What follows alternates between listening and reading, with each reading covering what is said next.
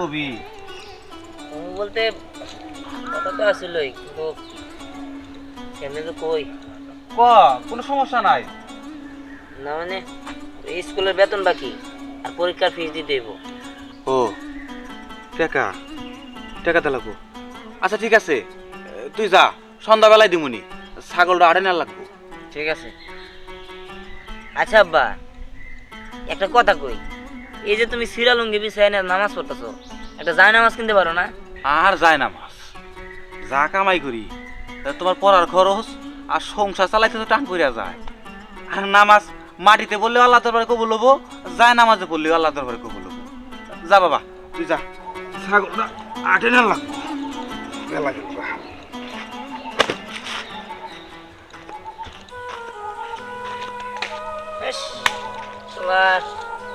এমন একটা বাবের করে জন্ম নিছি, এই পরীক্ষার ফিস স্কুলের বেতন নিলে চাইতে কি বাজানি লাগে, দিবার পারবো না দিবার পারবো। আর এরা সব পূরণ করবো, কিছু খামো বন্ধু বান্ধব নিয়ে আটা দিব, এই কল আর হইলো না। কি যে করি না, আমি বড় হই নাকি? হ্যাঁ, তাড়াতাড়ি বড় হইলে আমি চাকরি পাবো, আর চাকরি করে না আব্বার একটা জায়নামাজ কিনে দিব। আল্লাহ, তাড়াতাড়ি বড় হইতে আমার যেমনি হোক, হ্যাঁ আমার একটা চাকরি নিতে হইব। আল্লাহ তুই আমার কোটিপতি বানাই দে আল্লাহ। হ্যাঁ আমি তাড়াতাড়ি বড় লোক হমো, বড় লোক হয়ে মেলা টাকা ইনকাম করবো, তুমি আমার কোটিপতি বানাই দে আল্লাহ।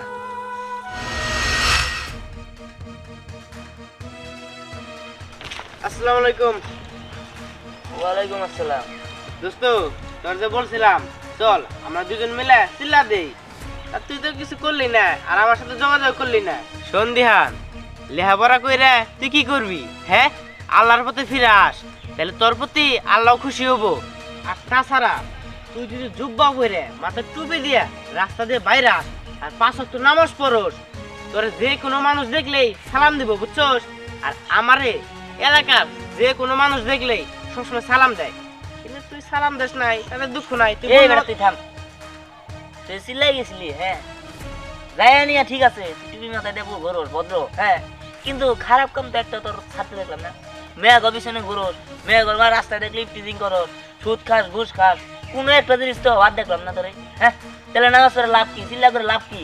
আমি চিল্লাই করি নামাজে পড়ি 5 ওয়াক্ত, তো আমি খারাপ কাজ করবো কি লিগা? খারাপ কাম করো আবার শাক দে মাছ ডাকবা লিগা তুমি নামাজে পড়ো, তাই না? পাঁচ দামি আহে।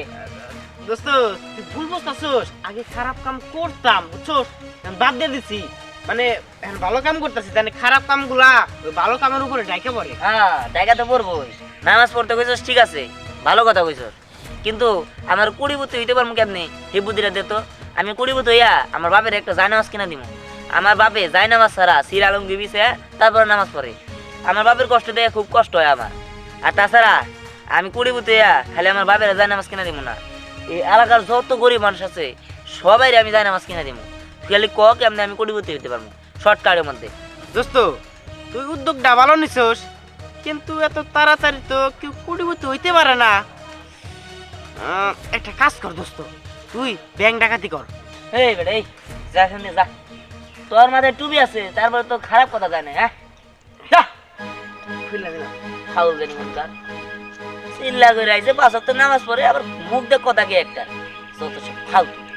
কি বাস্তাছে না আমার গলায়, কেমনে কুড়ি বুঝতে হইতে পারি? কিছু তো একটা বুদ্ধি। এই দিন দাঁড়া, এখানে বস। ক আগে বস তো, কথা আছে। কি ক কি বলছিস? করি? আমি শুনলাম তুই নাকি আর পড়ালেখা করবি না, এবার নাকি পরীক্ষার বেতন দাস নাই। হ্যাঁ দিই নাই, ভাবছি পড়ালেখা কি হইব, কারণ পড়ালেখা করে কখনো কুড়ি বুঝতে হওয়া যায় না। কুড়ি বুঝতে দেখলে কোনো কিছু একটা করতে হইব, যেটা করলে আমি শর্টকাটে কুড়ি বুঝতে দিতে পারবো। আর এখন আমার পড়ালেখার থেকে কুড়ি বুঝতে হওয়া জরুরি। বুঝলাম না, তুই এখনই কোটিপতির পিছনে কিসের জন্য ছোটাছুটি করতেছস? দেখ, মানুষ পড়াশোনা করে, তারপরে এক চাকরি করে, তারপরে না হয় কোটিপতি হওয়ার কথা ভাবে, বাট তুই এখনই ভাবতেছস। আর তাছাড়া এটা কোনোদিন সম্ভব, পড়ালেখা ছাড়া কেউ কোনোদিন কোটিপতি হইতে পারে না। আরে থাম, পড়ালেখা করবো তারপরে চাকরি হইতে তো অনেক দিন লাগবে, ঠিক আছে? আমার এত দিন সময় নেই, আমার যেমনি হোক খুব তাড়াতাড়ি বড় লোক হইতে হইব। আমার পড়ালেখার দরকার নেই, আমার বড় লোক হওয়া দরকার, আমার কুড়িপুতি হওয়া দরকার। আমি কুড়িপুতি হইয়া এই গ্রামের সবাই জায়নামাজ কিনে দিব, আর আমার বাপেরও জায়নামাজ কিনে দিব। আমার বাপে টাকার জন্য একটা জায়নামাজও কিনতে পারে না, সিরা লুঙ্গি বিছায় এনে নামাজ পড়ে। এটা দেখে আমার ভালো লাগে না, তাই আমি গরিব হতে আমার বাপের ইচ্ছা পূরণ করবো। তুই বুঝতে পারতেছিস না কেন? কোটিপতি হইতে গেলে তোর পড়ালেখা করতে হবে। উফ, এই তুই থাম তো, তোর জ্ঞান আমি শুনতে পারবো না, তোর জ্ঞান দিতে হবে না। আমার ভালো করে জানা আছে যে আমি কি করবো। আর শোন, তোর লোক আমার দেখা না হইতে পারে, ভালো থাকিস। এই কই যাস? আমি যে বন্ধু কোটিপতি না হইতে পারবো সেই বন্ধু বাড়িতে থাকবো। আরে দিহান, বুঝলাম না হঠাৎ করে দিহানের কি হলো? ও মাথাটা তো আবার নষ্ট হয়নি তো? চাচাকে বিষয়টা জানাতে হবে।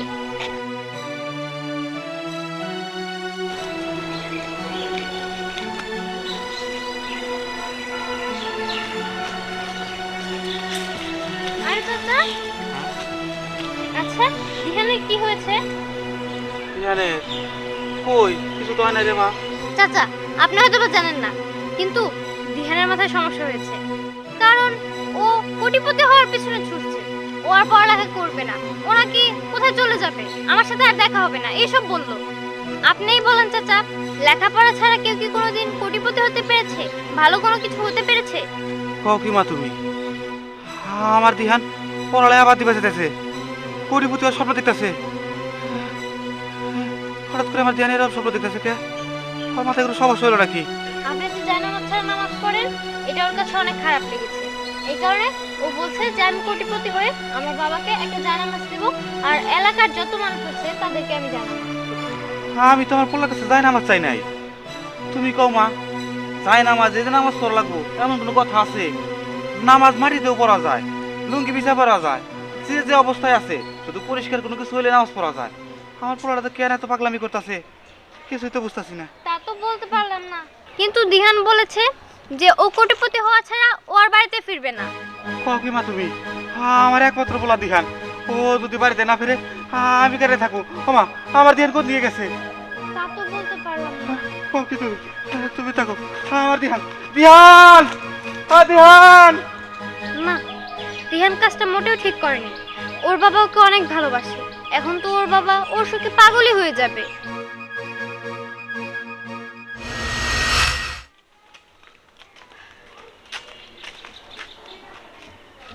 মামনি, ড্রাইভার কোথায়? ড্রাইভার তো এখনো আসে না, মনে হয় চলে আসছে। আমি তোমাকে কতবার বললাম যে এই ড্রাইভারটা পরিবর্তন করো, নতুন একটা ড্রাইভার আনো, তা না তুমি একটা ড্রাইভার নিয়ে পড়ে আছো। ড্রাইভার বললেই তো আর ভালো ড্রাইভার পাওয়া যায় না, আসলে বিশ্বস্তর একটা ব্যাপার আছে। আর সেই ক্ষেত্রে আমি তো অনেকবার চেষ্টা করেছি ভালো একটা ড্রাইভার নেওয়ার জন্য, আসলে পাই নাই, তাই নেওয়া হয় না। আজকে যেহেতু ড্রাইভার নেই, আজকের মতো সবকিছু ছেড়ে দিলাম।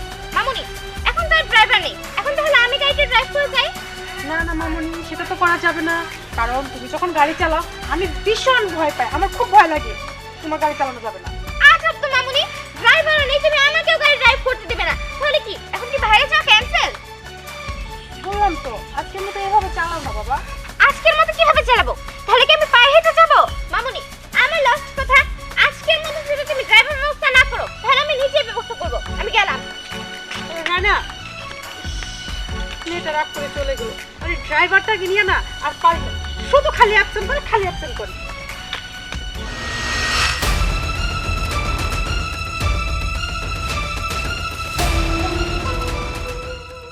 ড্রাইভ করতে পারো?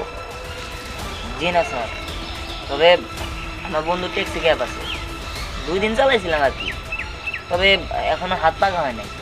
আপনি যদি হেল্প করেন তাহলে পারবো। ও, তা বাড়িতে কে কে আছে? বাড়িতে বাবা আর একটা বোন আছে। বাবা, ড্রাইভারের বিষয়ে কি করলে? জি, সেই বিষয়ে কথা চলছে, হয়ে যাবে। আমার মেয়ে আসসালামু আলাইকুম। ওয়ালাইকুম আসসালাম। আমার মেয়ে ড্রাইভ পারে, আমি মেয়েকে নিয়ে রিক্সে যেতে চাচ্ছি না। রানা, তুমি যেহেতু ড্রাইভ পারোই, ওনাকে একটু হেল্প করলে হয়ে যাবে। আচ্ছা ঠিক আছে বাবা। তোমার হাত ক্লিয়ার হলে ড্রাইভিং লাইসেন্সটা করে দেবো। তুমি আমার মেয়ের সাথে কথা বলে নাও। আচ্ছা, তোমাকে তো চাকরি দেওয়া হলো, তুমি তো আবার ড্রাইভিং শেখার পরে কাজ থেকে চলে যাবে না? না না ম্যাডাম, আমার কাজটা খুবই জরুরি। এই কথাগুলি যেন মনে থাকে। ড্রাইভার চলে গেলে আমার আবার মেজাজ খারাপ হয়ে যায়। আমার সঙ্গে চলো।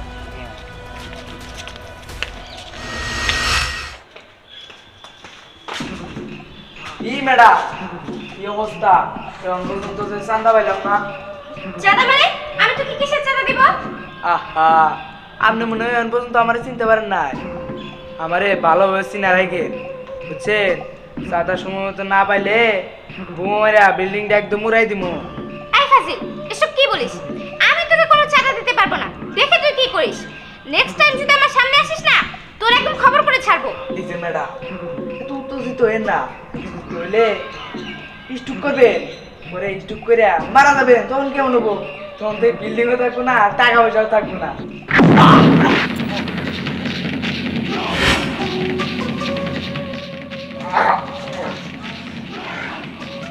ওই তুই কেরা?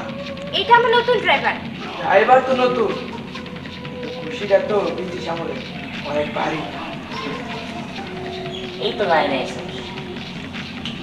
এরপরে যদি তোর দেখি না এই বাড়ির আশেপাশে ম্যাডাম থেকে চোখ তুলে দেখালে চোখ আনতে লাগে, আর এই বাড়ির সীমানে তুই পা রাখলে তোর পায়ের উপর দিয়ে গাড়ি চাকাতে লাগে।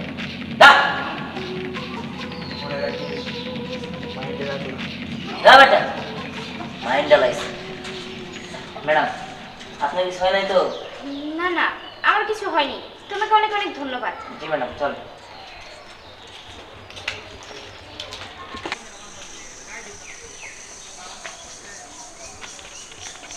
দাঁড়াও, তোমার সঙ্গে আমার কিছু কথা আছে। জি ম্যাডাম, বলুন। আচ্ছা, তুমি সবসময় আমাকে যেভাবে সেভ করো, এইভাবে কি সারা জীবন সেভ করে রাখতে পারবে? হ্যাঁ ম্যাডাম, আপনি এসব কি বলছেন? আমি অবশ্যই আপনাকে সেভ করব। আমি যতদিন আছি অবশ্যই আমি আপনাকে সেভ করব। যতদিন বলতে আমি চাই যে তুমি আমাকে সারা জীবন এভাবে সেভ করে রাখো। মানে মানে তুমি বুঝতে পারছো না? বুঝতে পারছি বলতে আপনি কি বলতে চাচ্ছেন? মানে আমি তোমাকে ভালোবাসি। ম্যাডাম আপনি যা বলছেন ভেবেচিন্তে বলছেন তো? আমি ভেবেচিন্তেই বলছি।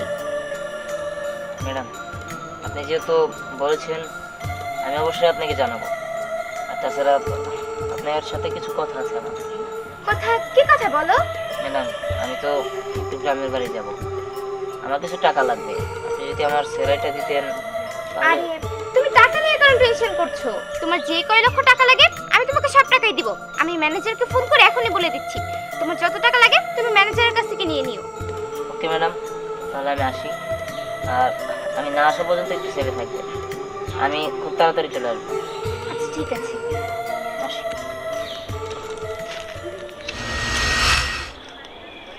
এই তো পরে তুই এখানে। তুই জানোস আমি তোদের বাড়িতে গেছিলাম তোরা খুঁজতে। কেন তুই আমাকে খুঁজছিস কেন? কেন আবার? হাতে মেহেদি দেওয়ার জন্য।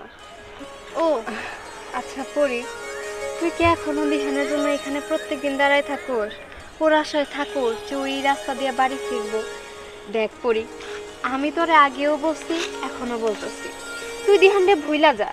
দিহান ঢাকা শহরে চইলা গেছে, ও হয়তো বা তোরে ভুলে গেছে, কিন্তু তুই কেন দিহানরে ভুলতে পারস না? তুই চাইলে তোর পিছনে এই এলাকার 10টা ছেলে ঘুরাইতে পারবি, কেন মিছে মিছে দিহানের আশা করো? দেখ লাবণ্য, মন থেকে একজনকেই ভালোবাসা যায়, ঠিক আছে? আর আমি ওর অনেক ভালোবাসি, এই কারণে ওর আশায় প্রত্যেক দিন এই পথে বসে থাকি। ও যদি কখনো আসে, ও যদি আমার কথা মনে করে আমার কাছে ফিরে আসে, তাহলে আমার থেকে খুশি আর কেউই হবো না। তা জানি যে তোর থেকে খুশি আর কেউ হবো না, কিন্তু যে দিহানরে নিয়ে সারাদিন পড়ে থাকোস, যে দিহানের কথা এত ভাবো, একটাবার কি তুই ভাইবা দেখছোস ওই দিহান তোর কথা ভাবে কি না? আমার বিশ্বাস তিহানে এই গ্রামে ফিরে আসবেই, আর যখন আসবে ও তখন আমার কথা মনে করবে। হয়তো বা এখন পারে না, ও অনেক কাজের চাপের থাকে, সমস্যা কি? কিন্তু একদিন না একদিন দিহান দেখবি ঠিকই আমার কাছে আসবে। হইছে বাবা, তোর সাথে আমি তর্কে পারবো না। এবার চল আমার মেহেদি দিয়ে দিবি। চল চল চল।